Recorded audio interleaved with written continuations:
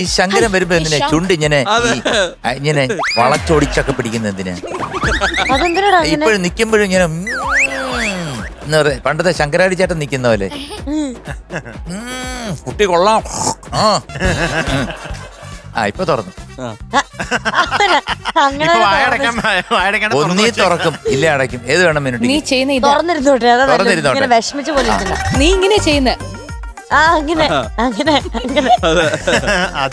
അല്ലേ അങ്ങനെയാ. മക്കളെ വിശേഷം? ഞാൻ ഈയിടെ ഗുരുവായൂരിൽ പോയിരുന്നു.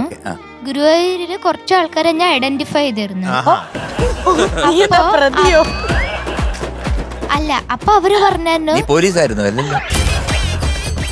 ഇവരെ ഐഡന്റിഫൈ ചെയ്തു. എന്നിട്ട് അല്ല അവര് പറഞ്ഞു അവരെപ്പോഴും സ്ഥിരമായിട്ട് ടോപ്പ് സിംഗർ കാണാറുണ്ട്.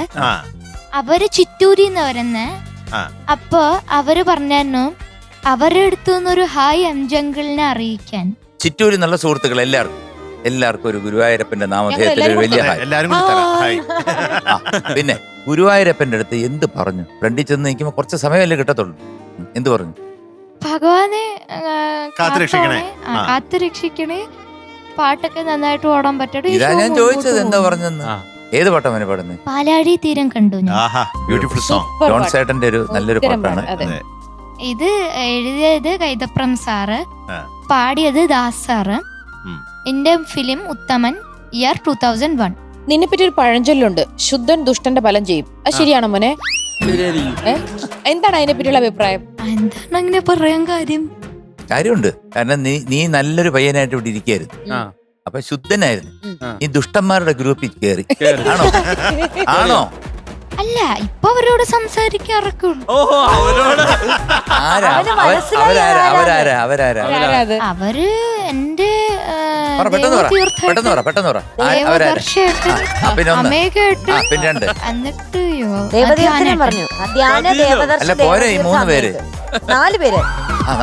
അപ്പൊ അവരാണ് ദുഷ്ടന്മാര്.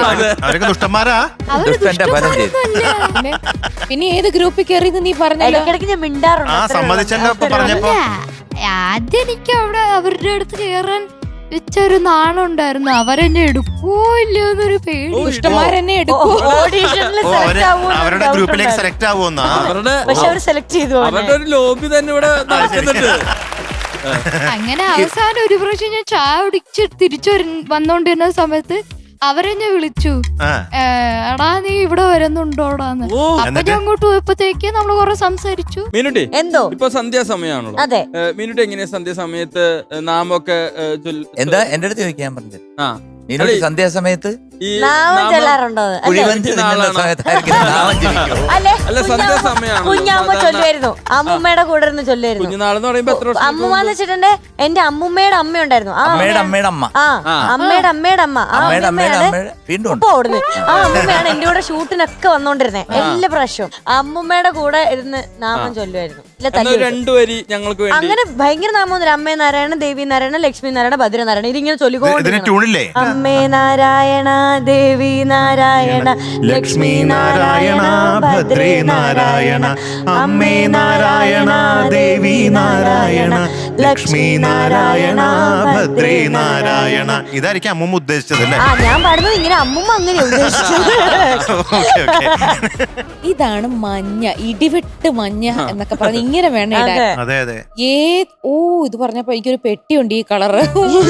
കഴിഞ്ഞ ദിവസം ഞാനൊരു പ്രോഗ്രാമിന് പോയപ്പോ പുറകെ കൂടെ കൊണ്ടുവന്ന ഒരു ചേട്ടൻ ഇങ്ങനെ സാധാരണ എല്ലാവരും താഴെ കൂടെ പിടിച്ചോളാം മതി, ഈ പെട്ടി